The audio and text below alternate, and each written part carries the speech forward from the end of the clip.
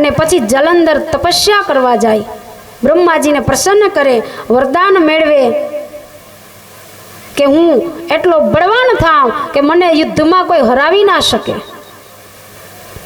અને પછી ધીમે ધીમે જલંધર મોટો થાય એટલે એને રાજ સિંહાસન ઉપર બિરાજમાન કરે, રાજ તિલક કરે અને પછી જલંધરના વિવાહ કરે. હવે આ બધું કાર્ય સમુદ્ર કરે છે, કારણ કે સમુદ્ર જલંધરને પોતાના પુત્રની જેમ પાળી પોષીને મોટો કરે છે. એટલે સુંદર મજાની કાલનેમીની પુત્રી જે વૃંદા હોય એમની સાથે જલંધરનું વિવાહ થાય. હવે જલંધર અને વૃંદા ખૂબ આનંદથી પોતાના જીવનમાં ખૂબ આનંદથી રહે છે. એવામાં એક સભા વરાણી, સર્વ દેવતાઓ ઋષિમુનિઓ સૌ પધાર્યા છે, શુક્રાચાર્ય પણ પધાર્યા.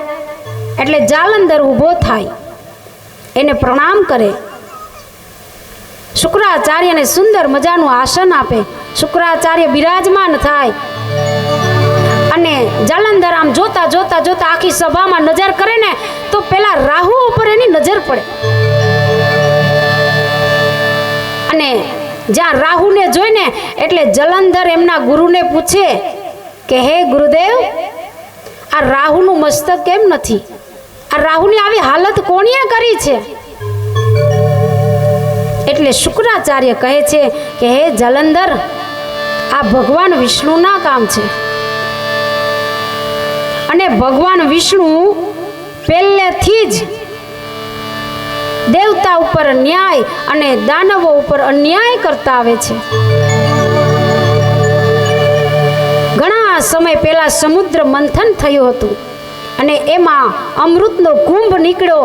એટલે ભગવાન વિષ્ણુએ મોહિનીનું સ્વરૂપ ધારણ કર્યું અને એ કુંભમાંથી જે અમૃત હોય ને એ દેવતાઓને પાઈ દીધી અને જે શરાબ હોય ને એ સર્વ દાનવોને પાઈ દીધી. અને એમાંથી પછી આ રાહુ દેવતાઓની જે લાઈન હોય એમાં બેસી ગયો અને અમૃતનું પાન કરી લીધું. એટલે ભગવાન વિષ્ણુએ ચક્રથી એમનું મસ્તક ઉડાડી દીધું.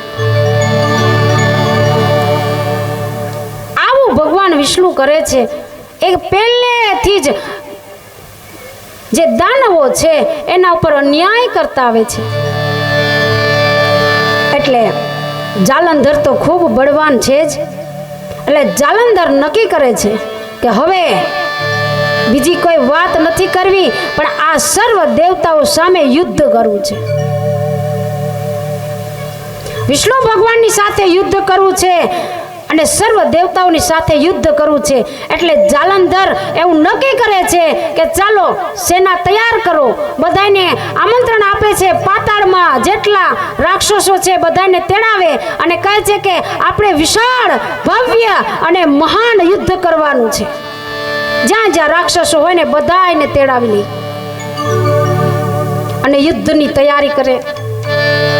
આ બાજુ ભગવાન વિષ્ણુ, ઇન્દ્ર, બ્રહ્મા સર્વ આ બાજુથી યુદ્ધની તૈયારી કરે છે. હવે બંને વચ્ચે ખૂબ ઘમાસાણ યુદ્ધ થાય. બંને વચ્ચે યુદ્ધ થાય. એમાં જે કોઈ રાક્ષસો મૃત્યુ પામે એને શુક્રાચાર્ય સજીવન કરી દે, સંજીવની વિદ્યાથી ફરીવાર સજીવ કરી દે. અને જે કોઈ દેવતાઓ મૃત્યુ પામે એને એના ગુરુ બૃહસ્પતિ એ એક એવી બુટી હોય સંજીવની બુટી, એનાથી એને જીવિત કરી દે. હવે યુદ્ધ તો ઘણા દિવસો ચાલ્યું પણ કોઈ મરતું નથી, કોઈ રિઝલ્ટ નથી આવતું, કોઈ હારતું નથી અને કોઈ જીતતું નથી. જાલંધર એમના ગુરુને પૂછે છે કે હે ગુરુદેવ, કેટલાક સમય સુધી આમ ને આમ ચાલુ રહેશે? આ દેવતાઓ મરતા કેમ નથી? એની સંખ્યા ઓછી કેમ નથી થતી? એટલે શુક્રાચાર્ય કહે છે કે હે જલંધર, દેવતાઓ પાસે એવી જડીબુટી છે અને એ જડીબુટીનો ઉપયોગ કરી અને ફરીવાર એ સજીવ થઈ જાય છે. એ મરે પણ ફરીવાર જીવતા થઈ જાય. તો કે જડીબુટી લઈ આવે છે ક્યાંથી? એનું મૂળ ક્યાં છે? તો કે જલંધર એ દ્રોણ પર્વત ઉપર થાય. તો કે આ એક જ જગ્યાએ થાય છે ને? તો કે હા. તો કે તો આ દ્રોણ પર્વતનું શું કરવું? તો કે એને ઉપાડી બાથમાં લઈ અને સમુદ્રમાં ફેંકી દે એટલે વાત તમામ. ના રહેગા બાંસ, ના રહેગી, ના બજેગી બાંસુરી. એટલે જલંધર રાત્રે ને રાત્રે નીકળી ગયો. કારણ કે રાક્ષસોમાં બળ બહુ હોય, એ હારે એની ઘડીખમાં, એ થાકે નહીં, અને એને મારવા એટલે એ વિષ્ણુ ભગવાન જ કંઈક ગટોડ મટોડ કરી અને એને મારી શકે, બાકી બીજા મારી પણ ન શકે. એને વિષ્ણુ જ પહોંચે. એટલે જાલંધર રાતે ને રાતે નીકળી ગયો. દ્રોણ પર્વતને આખે આખો પોતાના ભુજ બળથી આખે આખો ઉપાડી અને સમુદ્રની મધ્યમાં સ્વાહા પધરાવી દે. અને પછી સવારે બધાયથી વેલા યુદ્ધની તૈયારી કરીને હુડુડુડ કરતા આખા યુદ્ધમાં નીકળી પડે. હવે રાક્ષસની સેના આ બાજુથી દેવોની સેના, ફરીવાર ઘમાસાણ યુદ્ધ થયું. આ બાજુ રાક્ષસો મરે એટલે એને શુક્રાચાર્ય જીવિત કરે છે, આ બાજુ સર્વ દેવતાઓ મરે છે. પણ બૃહસ્પતિ હવે મૂંઝાણા, હવે શું કરવું? જડીબુટી ખતમ થઈ ગઈ છે. અને ઇન્દ્ર કહે છે કે હે ગુરુદેવ, આ બધા મરવા કેમ માંડ્યા, અને જીવતા કરો. એટલે બૃહસ્પતિ કહે છે કે હવે ઇન્દ્ર પાછો વળી જા ઝડપથી, બાકી હજી જેટલા બચ્યા ને એ પણ વયા જશે. હવે કોઈ રસ્તો નથી. આમળો હાલે. એક વાત કહું, ઇન્દ્રને યુદ્ધ ભૂમિમાંથી બોલાવી એકાંતમાં ચર્ચા કરે કે ઓલો દ્રોણ પર્વત હતો ને, આ જાલંધરે સમુદ્રમાં ફેંકી દીધું. હવે ભીને હાથે અહીંથી નીકળો, નકર ખબર નહીં શું થશે. હવે ઇન્દ્ર રાજાને કહી દીધું છે બૃહસ્પતિએ. એટલે યુદ્ધ બંધ કરી અને તમામ દેવતાઓ ત્યાંથી નીકળી જાય અને જંગલમાં, કોઈ પર્વતમાં આવી રીતના સંતાઈ જાય છે. અને પછી એક દિવસ વિષ્ણુ ભગવાન પાસે જાય, પ્રાર્થના કરે કે હે ભગવાન, હવે તમે કંઈક કરો, અમારી પાસે કોઈ રસ્તો જ નથી. એટલે ભગવાન વિષ્ણુ કહે કે તમે કહેતા હોય તો હું યુદ્ધમાં જાઉં, પણ આ જલંધર મારાથી મરશે નહીં. હું કોશિશ કરું પણ મારાથી એમનું મૃત્યુ નહીં થાય. દેવતાઓ કહે છે કે તમે આગળ તો ચાલો હે ભગવાન, કંઈક તો થશે, જરૂર થશે. એટલે વિષ્ણુ ભગવાન યુદ્ધમાં આગળ જાય, જલંધરની સાથે ખૂબ યુદ્ધ કરે. ઘમાસાણ યુદ્ધ થયું અને આજ સુધી આવું યુદ્ધ નથી થયું. આ બાજુ ભગવાન વિષ્ણુ અને આ બાજુ જલંધર બંને સામ સામે હથિયારો ફેંકે છે. આકાશમાં અંગારા થાય, ધરતી ધ્રુજવા લાગે, દિશાઓ ડોલવા લાગે, ખૂબ યુદ્ધ થાય. ભગવાન વિષ્ણુ કહે કે ઊભો રે, ઊભો રે, થોડી વાર માટે ઊભો રે. હે જાલંધર, વાહ શું વાત છે, તારા વખાણ કયા મોઢે કરું? તો જાલંધર કહે કે કેમ આમ અચાનકથી આ દ્રશ્ય બદલી ગયું? યુદ્ધ કરવા માટે આવેલા શબ્દ કેમ બદલી ગયા? તો કે જાલંધર, મારા ઉપર વિશ્વાસ કર. હવે જાલંધરને તો પેલો પોઈન્ટ એના ગુરુદેવનો લાગી જ ગયો કે વિષ્ણુ ભગવાન આ બધી માયા કરે છે અને દૈત્યોની સાથે હંમેશા કપટ કરે છે. એટલે જાલંધર એકદમ સજાગ થઈ ગયો કે હે વિષ્ણુ ભગવાન, કઈ માયા બાયા કરવાના હોય તો રહેવા દેજો. વિષ્ણુ ભગવાન કહે છે કે ના જાલંધર, આ તારા યુદ્ધથી હું પ્રસન્ન થયો છું. કારણ કે તું તપ કરે તો એવું કરે કે તને વરદાન આપવાનું મન થાય, અને તે યુદ્ધ પણ એવું કર્યું કે જાલંધર, આજ મને વરદાન આપવાનું મન થાય, માટે માંગી લે, માંગી લે, માટે માંગી લે. હે જાલંધર, તું વરદાન માંગ, હું પ્રસન્ન થયો છું. જાલંધર કે એમ, એવા બધા પ્રસન્ન થયા છો? તો કે હા, આજ માંગી લે. જાલંધર કે ઠીક છે પ્રભુ, જો તમે મારા ઉપર પ્રસન્ન થયા હોય ને તો તમે મારા ઘરે ચાલો અને સાથે મારી બહેન લક્ષ્મીજી પણ પધારે. કારણ કે જલંધર સમુદ્રનો પુત્ર અને લક્ષ્મીજી પણ સમુદ્રમાંથી નીકળ્યા. એટલે આ બંને બેન ભાઈ. એટલે મારી બેનને લઈ અને પરિવાર સહિત મારા ઘરે ચાલો, આ યુદ્ધના હથિયાર અહીંયા ફેંકી દો. લે વિષ્ણુ ભગવાન કે આ તો ભારે કરી. આને મેં વરદાન માંગવાનું કીધું અને આને તો મને બાંધી લીધો, હવે શું કરવું? એટલે વિષ્ણુ ભગવાન જાલંધરના ઘરે જાય છે, મહેમાન ગતિ માણે છે, અને આ બાજુ ઇન્દ્ર અને બ્રહ્માજી ને સૌ મુંજાઈ ગયા. હવે શું કરવું? વિષ્ણુ ભગવાનને યુદ્ધ કરવા મોકલા ને એ તો એના ઘરે મહેમાન થઈને વહી ગયા. હવે કરવું શું? આ જાલંધર કરે શું? એટલે સર્વ દેવતાઓ જાય, ભગવાન શિવને પ્રણામ કરે, સ્તુતિ કરે કે હે પ્રભુ, હવે તો વિષ્ણુ ભગવાને ગયા, અમારું કોઈ નથી, અમે દુખી દુખી થઈ ગયા છીએ, તમે કંઈક રસ્તો કરો. એટલે ભગવાન શિવ કહે કે નારદને યાદ કરો. હવે નારદને ત્યાં યાદ કરે. નારદ કહે છે કે જો કેમ જરૂર પડી ને, નારાયણ નારાયણ નારાયણ નારાયણ. પછી ભગવાન શિવ કહે કે હવે નારદ મુનિ તમને છૂટ છે, તમને જેમ મજા આવે ને એમ આટી ઘૂંટી કરો.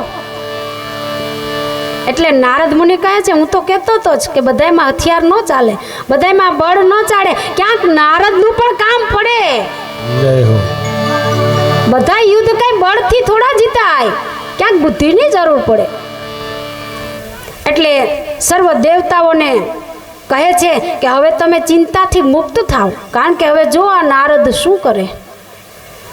હવે નારદ તો ત્યાંથી જાય છે, વિષ્ણુ ભગવાનનું સ્મરણ કરતા જાય છે કે ચાલ હવે ઘણા દિવસથી આ વિષ્ણુ ભગવાનને જોયા નથી, તો જાલંધરને ત્યાં જાઉં અને ભગવાન વિષ્ણુના દર્શન કરું. શ્રી કૃષ્ણ ગોવિંદ હરે મુરારી, હે નાથ નારાયણ વાસુદેવા. કૃષ્ણ ગોવિંદ હરે મુરારી, હે નાથ નારાયણ વાસુદેવા. શ્રી કૃષ્ણ ગોવિંદ હરે મુરારી, હે નાથ નારાયણ વાસુદેવા. કૃષ્ણ ગોવિંદ નારાયણ નારાયણ નારાયણ. નારદની ચાલ્યા છે, હથિયાર નહીં હો, વીણા લઈને ચાલે છે. હવે જો જાલંધર ગયો અને કેમ જાય એ પણ જો તમે બધા. આ નારદ શું કરે? પિતુ માત સ્વામી સખા હમારે, नाथ स्वामी सखा हमारे, પિતુ માત સ્વામી સખા હમારે, હે નાથ નારાયણ વાસુદેવ. શ્રી કૃષ્ણ ગોવિંદ હરે મુરારી, હે નાથ નારાયણ વાસુદેવા. નારાયણ નારાયણ શ્રીમન નારાયણ નારાયણ નારાયણ. નારાયણ નારાયણ શ્રીમન નારાયણ નારાયણ નારાયણ. લક્ષ્મી નારાયણ નારાયણ નારાયણ. લક્ષ્મી नारायण नारायण नारायण, ભક્તિ નારાયણ નારાયણ નારાયણ. ભક્તિ નારાયણ નારાયણ નારાયણ. નારાયણ નારાયણ નારાયણ. ત્યાં તો જાલંધરનો મેલ આવી ગયો છે. હવે નારદ મુનિ ત્યાં ઉતરે છે, વિષ્ણુ ભગવાનને જોઈ છે. ઓહો પ્રભુ, તમને તો મહેમાન ગતિ માણવાની બહુ મજા આવી ગઈ લાગે. શું જાલંધરને ત્યાં એટલું બધું તમને સન્માન મળે કે અહીંયા રોકાઈ ગયા? તો કે હવે વિષ્ણુ ભગવાન કહે નારદિયા જાજુ બોલમાં તારું કામ કર, આવ્યો છે ને તો હવે ઝડપથી છોડાય અહીંથી. એટલે નારદ મુનિ જાય જાલંધર પાસે. એટલે જાલંધર એમનું સન્માન કરે. નારદ મુનિ એમની નગરીમાં જોઈ કે ઓહો જાલંધર, ક્યા બાત હે, શું તારું નગર, શું તારો વૈભવ. जय हो. હવે જાલંધર હથિયારથી ન મર્યો, પણ જો નારદના શબ્દથી કેમ મરે ને. આ નારદ મુનિ કઈ જેવા તેવા નહોતા. જ્યાં કોઈને ન આવડે ને ત્યાં નારદ મુનિ સારું એવું કામ કરી દે. હે જાલંધર, ભલે તને પત્ની છે, વૃંદા છે, એમાં ના નહીં, ડાય છે, સારી ભક્તિ કરે, પતિવ્રતા છે, એમાં ના નહીં, પણ ગમે ને તોય ભક્તાની કહેવાય. હે જાલંધર, પણ જો આ તારું નગર, આ તારો વૈભવ, અને એમાં જો કોઈ સુંદર એવી સ્ત્રી શોભે એવી હોય ને તો એ ક્યાં છે તને ખબર? તો કે ક્યાં છે? ઝડપથી બોલો. આ જાલંધરનું તો ત્રણેય લોકમાં રાજ છે, ખાલી નામ આપો કે છે ક્યાં? તો કે એ જાલંધર, એવી સ્ત્રી છે ને, પેલો બભૂતગર છે ને, એ હિમાલય ઉપર ભજન કરે છે, અને એની સ્ત્રી એટલે કે પાર્વતી એટલા સુંદર, શું એનું તેજ, શું એનું રૂપ, ઓહો. હે જાલંધર, તારી પાસે બધુંય છે, એમાં ના નહીં, પણ આવી સ્ત્રી ન હોય ને ત્યાં સુધી તું પૂરો ધનવાન ન કહેવાય. તારી પાસે બધાય રત્ન છે, પણ એક સ્ત્રી રત્ન નથી. ભલે વૃંદા છે, પણ એ પાર્વતીને ન લગે. તો કેમ? હવે નારદ મુનિ એવા શબ્દ મારે ને એટલે જાલંધર તરત જ કામાસક્ત થાય, અને હવે કહે છે કે એ કૈલાસનું સરનામું આપો, કૈલાસપતિનું. તો કે બસ આમ સીધો આયલો જા, મોટો ડુંગરો છે એ ન્યા, બસ વાત ખતમ. જાલંધર કહે એમાં શું, પર્વતને રાતમાં ઉપાડીને સમુદ્રમાં ફેંકી દીધો, તો હવે જાઉં કૈલાસપતિ પાસે. એટલે જાલંધર નારદ મુનિ તો બસ એક જ નાની એવી દિવાસળી મૂકી અને જતા રહ્યા. ભગવાન વિષ્ણુને કહે છે કે આવજો, હવે હું જાઉં. જાજી ઘડી યુદ્ધ કરે નારદ ને, એ બધે તમને એવું બધું સોંપ્યું. આપણે જાજુ ન કરીએ, થોડુંક જ કરીએ, પણ હવે જો કેમ કામ થાય. નારદ મુનિ જતા રહ્યા. હવે જાલંધર નક્કી કરે છે કે હવે કરવું શું? હવે આ પાર્વતીને કેવી રીતના લઈ આવવા વિચાર કરે છે. એટલે પેલા રાહુને કહે, એ રાહુ અહીંયા આવ, આ યુદ્ધની શરૂઆત કેના ઉપરથી થઈ? તો રાહુ કહે બસ મને જોયો ને તમે કીધું કે આપણે યુદ્ધ કરવું, તો કે બસ તો હવે તું મારો દૂત બનીને કૈલાશ ઉપર જા, અને ત્યાં ભગવાન શિવને કહે કે ખોટી લપ ન કરે, પાર્વતીને સોંપી દે. અને મેં સાંભળ્યું છે જાલંધર કે એ બભૂતગર છે, એને કઈ ખબર નથી પડતી, અને આવી સુંદર સ્ત્રીને રાખીને બેઠો, આને કરવી શું? એને ભક્તિ જ કરવી હોય તો એને સ્ત્રીને શું કરવી? રાહુ કહે છે કે ઠીક છે, જેવી તમારી આજ્ઞા. રાહુ નીકળો, કૈલાશ પર્વત ઉપર જાય, ભગવાન શિવની સમક્ષ ઉભો રહી પ્રણામ કરી અને કહે છે કે હે શંકર, મારા રાજાનો આદેશ છે. તો કે શું આદેશ? તો કે આ સુંદર મજાની સ્ત્રી તમારી બાજુમાં બિરાજમાન છે ને, એને મારી સાથે મોકલી દો, કઈ પણ રગજગ કર્યા વગર. ભગવાન શિવ કે કેમ? તો કે મારા રાજાએ કીધું છે કે તમારે ભભૂતિ ચોડવી, સર્પને વીંટવા, રુદ્રાક્ષની માળાઓ ધારણ કરવી, કપડાં કેવા પહેરાય કેવા ન પહેરાય એની ખબર નથી પડતી, તો આ તમારે સંસારને ને તમારે લેવા દેવા શું? ભગવાન શિવ કહે કે બસ જાજુ નહીં બોલતો. તો કે ના, મારા રાજાનો આદેશ છે, ચાલો પાર્વતી. એમ કરીને જ્યાં રાહુ આગળ વધે ને ત્યાં તો ભગવાન શિવ એકદમ ઊભા થઈ જાય, ત્રીજું નેત્ર ખુલી જાય, અને એમાંથી એક ગણ ઉત્પન્ન થાય, અને ગણને કહે કે હવે આ રાહુનું કામ તમામ કરી નાખ. હવે રાહુ આગળ અને પેલો ગણ પાછળ. રાહુ દોડતો દોડતો જાય, ગણ એની પાછળ. આખી પૃથ્વીમાં ભમીને પાછો ભગવાન શિવ પાસે આવી પ્રણામ કરીને કહે છે કે પ્રભુ બચાવો, પ્રભુ બચાવો. ભગવાન શિવ કહે કે બસ ફરીને આવી ગયો? તો કે હા, હવે તમે મને આ ગણથી બચાવો. ભગવાન શિવ કહે વાત તો બરાબર છે, આ દૂત તરીકે આવ્યો છે, માટે હે ગણ આને છોડી દે. એટલે શિવની જે ત્રીજા નેત્રમાંથી ગણ ઉત્પન્ન થયો ને એ ભગવાન શિવને કહે કે એમ ન ચાલે, તમે મને ઉત્પન્ન એવા માટે કર્યો ને, હવે કયો કે છોડી દો. હવે મારી અંદર જે ક્ષુધા મને પીડે છે એનું શું કરવું? ભગવાન શિવ કહે છે કે તને એટલી બધી ભૂખ લાગી હોય ને ક્ષુધા હોય ને તો તું તારા હાથ ને પગનું માંસ ખા. એટલે ગણ એમના હાથ અને પગનું માંસ ખાવા લાગ્યો, અને માંસ ખાતા ખાતા ખાતા માત્ર એની ખોપડી જ વધી, માત્ર એમનું મસ્તક રહ્યું, બાકી આખો ખાઈ ગયો. એટલે ભગવાન શિવ એને પ્રસન્ન થઈ અને કહે છે કે હે ગણ, તને મેં આ રાહુને મારવા માટે ઉત્પન્ન કર્યો, અને છતાં ફરીવાર મેં એમ કહ્યું કે તું તારું માંસ ખા, એટલે તે એમ પણ કરી બતાવ્યું, એટલે હું પ્રસન્ન થયો છું. અને આજથી હું તારું નામ કીર્તિમુખ પાડું છું. અને બીજું એક વરદાન આપું છું કે તારી પૂજા જ્યાં સુધી ન કરે ત્યાં સુધી મારી પૂજા જે કરે એની પૂજા પૂરી ન થાય. અને તને હું મારા ઉંબરામાં સ્થાપિત કરું. એટલે જ્યાં ભગવાન શિવના ગર્ભગૃહમાં પ્રવેશ કરો ને તો ઉંબરામાં એક માત્ર મસ્તક જ હોય છે. અને ઘણા મંદિરોમાં તમે જોયું હશે કે કોતરણી કરી અને માત્ર મસ્તક જ હોય. જય હો. એટલે એ કીર્તિમુખ નામનો ગણ છે. એટલે એને પ્રણામ કરી અને પછી જ ગર્ભગૃહમાં પ્રવેશ કરાય, બાકી ભગવાન શિવ પૂજા ન સ્વીકારે. એટલે ગણને આવું વરદાન આપ્યું. અને પછી ભગવાન શિવ રાહુ સામે નજર કરે ત્યાં તો રાહુ નીકળી ગયો. અને પછી જય અને જલંધરને કહે છે કે જલંધર, જેવું માન્યું તો એવું સહેલું નથી. તો જલંધર કહે કે ઠીક છે, તારું કામ નહીં. જલંધર જાય ને હમણાં એક ઘા ને બે કટકા.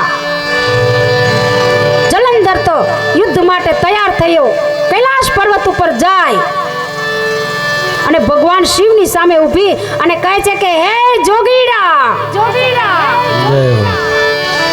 આ પાર્વતી મને સોંપી દે, નહીં તો મારી સાથે યુદ્ધ કર. ભગવાન શિવ કહે કે ઠીક છે, ચાલ મેદાનમાં જઈએ. હવે બંને મેદાનમાં જાય છે. આ બાજુ જાલંધર, આ બાજુ ભગવાન શિવ.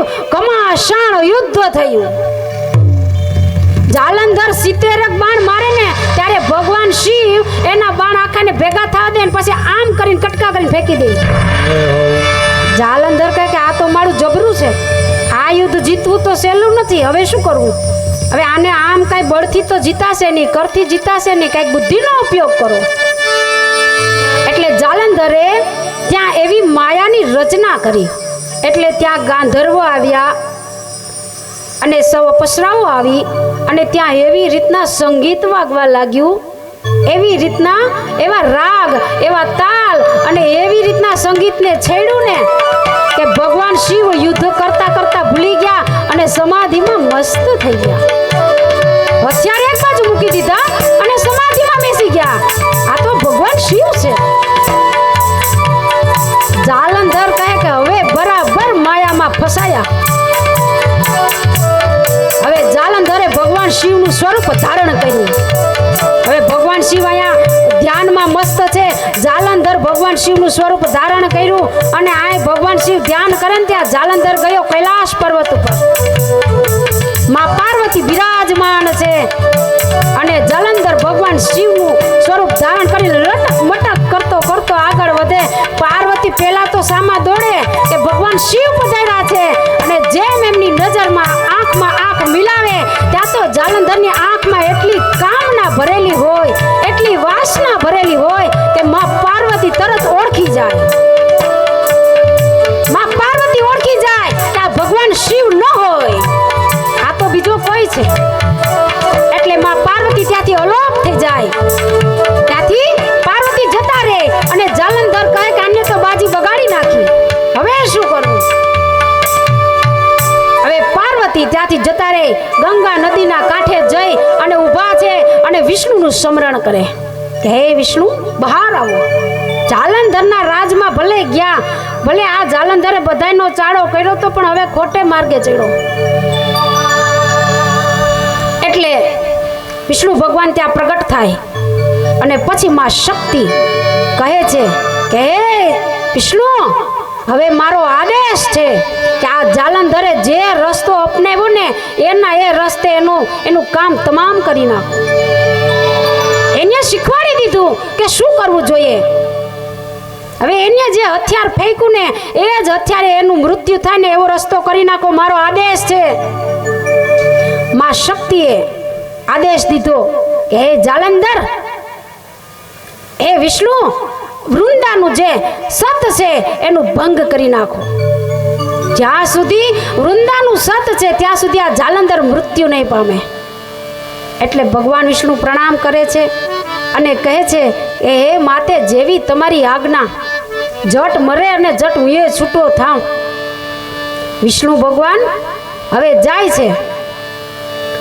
હવે જાલંધર આ બાજુ વિચાર કરે છે કે હવે શું કરવું. વિષ્ણુ ભગવાન વૃંદા હોય ત્યાં જાલંધરના નગરમાં જાય છે. એક મુનિનું એક સાધુનું સ્વરૂપ ધારણ કરી એક વડ વૃક્ષની નીચે બેસે અને એ જ રાત્રિએ એવી માયા રચે ને કે વૃંદાને એવું સ્વપ્ન આવે કે જાલંધરે આખા શરીરમાં તેલ ભૂસેલું છે, આખા શરીરમાં તેલનું માલિશ કરેલું છે અને કાળા પુષ્પોની માળા પહેરી છે, પાડા ઉપર બિરાજમાન છે, દક્ષિણ દિશામાં જાય છે. એટલે વૃંદા એકદમ ચિંતિત થઈ ગઈ. વૃંદા મનથી એકદમ ભયભીત થઈ ગઈ કે હવે શું થશે. એટલે વૃંદા એકદમ ચિંતિત હોય અને એકદમ આકડી બાકડી થઈ અને ક્યાંય ચેન નથી પડતું એટલે ઉપવનમાં આટા મારે છે. એવામાં ભગવાન વિષ્ણુ એક વડની નીચે ભક્તિ કરે છે અને ત્યાં અચાનક એવી માયા રચે કે બે વાનરો રાક્ષસ જેવા સ્વરૂપ ધારણ કરી અને વૃંદા ઉપર અટેક કરે, મતલબ એને મારવાની કોશિશ કરે. એટલે વૃંદા દોડતી દોડતી જાય અને જે સંન્યાસી હોય ને એના પગમાં પડી જાય, એને ભેટી પડે અને કહે કે પ્રભુ બચાવો, હે ઋષિવર મને બચાવો. એટલે ભગવાન વિષ્ણુની જ માયા હતી. ભગવાન વિષ્ણુ કહે કે હે બચ્ચી દેખ અભી મેં ક્યાં માયા કરતા હું. હાથમાં જળની અંજલિ લીધી અને જળની અંજલિ છાટે ને એ ભેગા પેલા રાક્ષસો જતા રહી. એટલે વૃંદાને વિશ્વાસ આવી ગયો કે આ સાધુ મહાત્મા તો મહાન છે. હવે ભગવાન વિષ્ણુએ થોડો સમય થયો એટલે બીજી માયા રચી. હવે જે જાલંધર હતું એનું મસ્તક એક છાબમાં આવે અને એની ઉપર કપડું ઢાંકેલું છે અને બે વ્યક્તિઓ મસ્તક લઈને આવે અને વિષ્ણુ ભગવાન આમ કરીને કપડું ઊંચું કરે. ભાઈ વૃંદા જોઈ એટલે ત્યાંને ત્યાં એકદમ રોવા લાગે, કકડાટ કરવા લાગે, ભૂમિ ઉપર પડી જાય અને ખૂબ રુદન કરે છે કે હે સ્વામી, તમને હું કહેતી હતી કે ભગવાન શિવને ચાડો ન કરાય, એની સાથે યુદ્ધ ન કરાય. જોયું ને હવે એનું પરિણામ શું આવ્યું.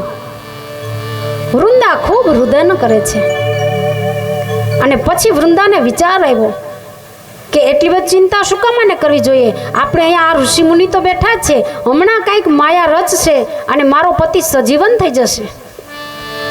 એટલે વૃંદા ભગવાન વિષ્ણુને પગમાં પડે અને કહે કે હે પ્રભુ, તમને તો માયા આવડે છે, તમે તો ચમત્કારિક છો, તો એવો ચમત્કાર કરો કે મારો પતિ સજીવન થઈ જાય.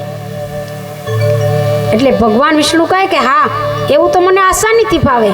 હાથમાં જળની અંજલિ લીધી અને મસ્તક ઉપર છાંટ્યું એટલે એ જાલંધર ત્યાં ને ત્યાં ઊભો થયો. એ જાલંધર નતા પણ ભગવાન વિષ્ણુ એની અંદર પ્રવેશ કરી ગયા. જાલંધરનું સ્વરૂપ ભગવાન વિષ્ણુએ લઈ લીધું. હવે વૃંદાને એમ થઈ ગયું કે મારો પતિ સજીવન થઈ ગયો. વૃંદા તો જાલંધરની સાથે એટલે કે જાલંધરના સ્વરૂપે ભગવાન વિષ્ણુની સાથે એ ઉપવનમાં ફરે છે, એની સાથે રહે છે. આવી રીતના 1 દી ગયો, 2 દી ગયા, 3 દી ગયા અને 4 દી ગયા ને ત્યાં વૃંદા એનું જે સતીત્વ હતું એ ખંડિત થઈ ગયું. राम किसी को मारत नहीं, ऐसो पापी नहीं मेरो राम, खुद ही खुद मर जात है करके बुरे बुरे काम. હવે વૃંદાનું સતીત્વ ખંડિત થઈ ગયું અને આ બાજુ વૃંદાને ખબર પડી કે આ મારો પતિ નથી, આના સ્વરૂપમાં બીજો કોઈ છે. એટલે હાથમાં પાણી લઈ અને છાંટે છે અને કહે છે કે કોણ છે તું, કોણ છે તું. ભગવાન વિષ્ણુ એના અસલ સ્વરૂપમાં પ્રગટ થાય. એટલે વૃંદા કહે છે કે હે પ્રભુ, તમે આવા કામ કરો, તમને આવું શોભા ન આપે અને એક સતી સાથે આવું વર્તન કરી અને તમે મારા વ્રતનું ખંડન કર્યું છે, માટે હું તમને શ્રાપ આપું છું કે તમે આજથી પથ્થર થઈ જાઓ. તમારું હૃદય પથ્થર જેવું હોય તો જ તમે આવી રીતના કાર્ય કરી શકો, માટે તમે આજથી પથ્થર થઈ જાઓ. વૃંદાએ શ્રાપ આપ્યો એટલે ભગવાન વિષ્ણુ પથ્થર જેવા થઈ ગયા. એટલે પોતે શરીરથી પથ્થર નહીં પણ એની બુદ્ધિ એકદમ આમ પથ્થર જેવા, જળ જેવા બની ગયા. અને પછી વૃંદાએ ત્યાં ને ત્યાં અગ્નિ પ્રગટ કર્યો અને વૃંદા તેમાં અગ્નિમાં પડી અને પોતાના દેહને ત્યાં ભસ્મ કરી નાખ્યો. બ્રહ્માજી, ઇન્દ્ર, સર્વ દેવતાઓ, ઋષિમુનિઓ વૃંદાના દર્શન કરી પુષ્પ વૃષ્ટિ કરે છે અને કહે છે કે સતી તારો જય હો, તારો જય હો. વૃંદા અગ્નિમાં બળીને ભસ્મ થઈ ગઈ. અને આ બાજુ જાલંધરનું કામ ન બન્યું એટલે એ આવે છે મેદાનમાં, ભગવાન શિવની સાથે યુદ્ધ કરે છે. હવે આ બાજુ એમનું જે મુખ્ય બળ હતું, જે વૃંદાનું સત હતું, અને એ સતના પ્રતાપે જાલંધરને કોઈ મારી નહોતું શકતું. હવે જાલંધરને બચાવવા વાળું કોઈ નથી રહ્યું. ભગવાન શિવ સાથે જાલંધર યુદ્ધ કરે છે. અને જેવા મેદાનમાં આવે, ભગવાન શિવ એની માયામાંથી બહાર આવે છે, ધ્યાન સમાધિ છોડી, અને ભગવાન શિવ આ બાજુથી યુદ્ધ કરે છે, આ બાજુથી જાલંધર, બંને વચ્ચે ઘમાસાણ યુદ્ધ થાય. અને ભગવાન શિવ પશુપતિ અસ્ત્રને જાલંધર ઉપર ફેંકે, અને તોય જાલંધર મરતો નથી. અને પછી ભગવાન શિવ છેલ્લે હાથમાં ત્રિશૂળ ધારણ કરે અને જાલંધર ઉપર પ્રહાર કરે. એટલે ભગવાન શિવનું ત્રિશૂળ ક્યારે ફરીવાર પાછું ન આવે, એ મારીને પછી જ આવે. મહાદેવ. એટલે જાલંધરનો મસ્તક ત્યાં ને ત્યાં છેદાઈ ગયું. જાલંધરનું ધડ આ બાજુ અને મસ્તક આ બાજુ પડી ગયું. ભગવાન શિવ ઉપર પુષ્પવૃષ્ટિ થવા લાગી. સર્વ દેવતાઓ પ્રાર્થના કરવા લાગ્યા કે હે પ્રભુ, તમને ધન્ય હો, તમને ધન્ય હો. જય હો. હવે સર્વ દેવતાઓ વિષ્ણુ ભગવાનને મળવા જાય છે કે વિષ્ણુ ભગવાનનું શું થયું હશે. તો ત્યાં જાય ને તો વિષ્ણુ ભગવાન જ્યાં વૃંદાની ચિતા હતી, જ્યાં ભસ્મ હતી, ભગવાન વિષ્ણુ ત્યાંથી હટ્યા જ નથી, ત્યાં ને ત્યાં બેઠા છે. શોક મગ્ન થઈ અને ભગવાન વિષ્ણુ ખૂબ કલ્પાંત કરે છે. હરે હરે. અને એવું વિચારે છે કે મેં આવું કાર્ય કર્યું કે એક સતી સ્ત્રી મારા હિસાબે આવી રીતના બળીને ભસ્મ થઈ ગઈ. વિષ્ણુ ભગવાનને આજે ખૂબ દુઃખ થાય છે. સર્વ દેવતાઓ કહે છે કે ચાલો પ્રભુ વિષ્ણુ લોકમાં. વિષ્ણુ ભગવાન કોઈને બોલાવતા નથી, કારણ કે એને શ્રાપ છે, એ પથ્થર બની ગયા. હવે સર્વ દેવતાઓ ભગવાન શિવ પાસે જાય, પ્રાર્થના કરે કે હે પ્રભુ, વિષ્ણુ ભગવાનની હાલત જોવાતી નથી. વૃંદા તો ભસ્મ થઈ ગઈ, પણ એ ભસ્મની નજીક વિષ્ણુ ભગવાન બેઠા છે અને દળદળ આંખોમાંથી આંસુ જતા રહે છે અને શોક મગ્ન છે. હવે શું કરશું? ભગવાન શિવ કહે, મારાથી કાંઈ ન થાય. હવે તમે સતી પાસે જાઓ, પાર્વતી પાસે જાઓ, કારણ કે આ કાર્યની શરૂઆત પાર્વતીએ કરી છે, તો એની પૂર્ણાહુતિ પણ એ જ કરી શકે. સર્વ દેવતાઓ માં પાર્વતી પાસે જાય, પ્રણામ કરે અને હકીકત કહે. એટલે પાર્વતી કહે કે હે દેવતાઓ, લ્યો આ મુઠ્ઠી એક હું તમને બીજ આપું છું. આ વિષ્ણુ ભગવાન જ્યાં બેઠા છે ને એની આજુબાજુમાં વાવી દેજો. એટલે સર્વ દેવતાઓ આ મુઠ્ઠી એક બીજ લઈ અને વિષ્ણુ ભગવાન બિરાજમાન છે ને ત્યાં જઈ અને આજુબાજુમાં આ બીજ વાવી દે છે. અને પછી ઊભા ઊભા નિરીક્ષણ કરે કે હવે આ બીજમાંથી થાય શું.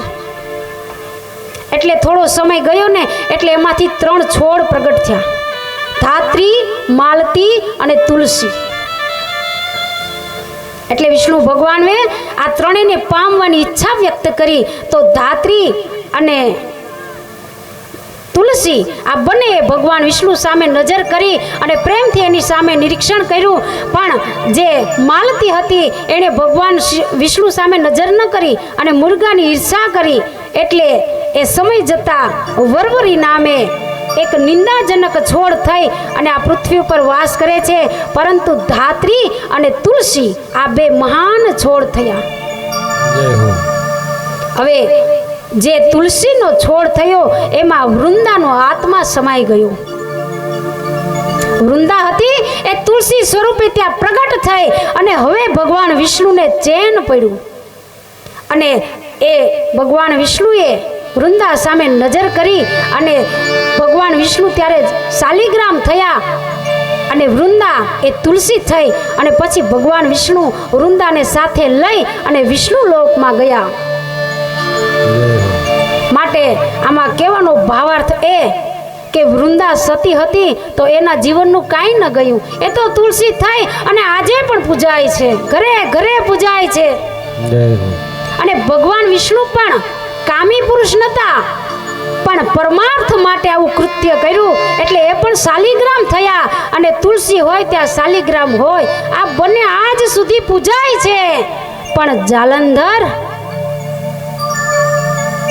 જાલંધર તો મૂળિયા હોતો ગયો. જાલંધરનું ક્યાંય નામ નિશાન ન રહ્યું.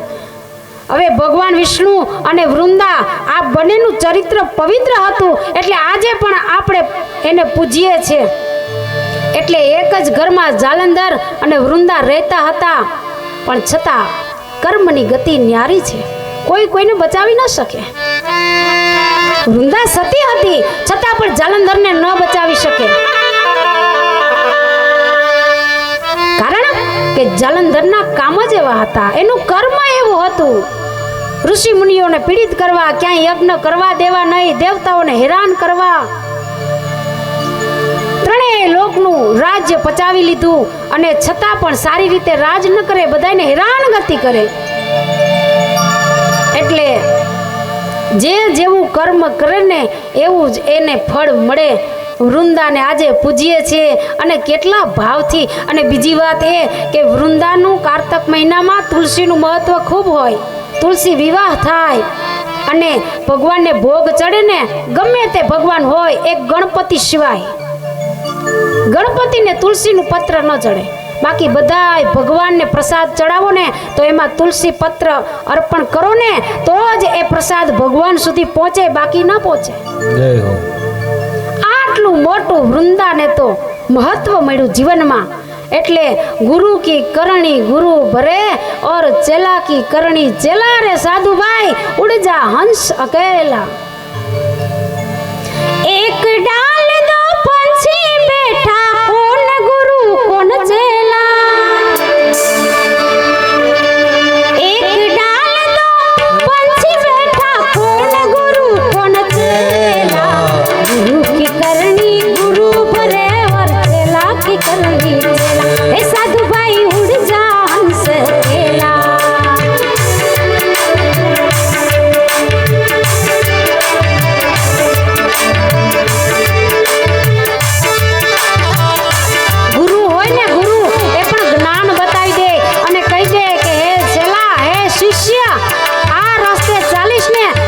ભલું થશે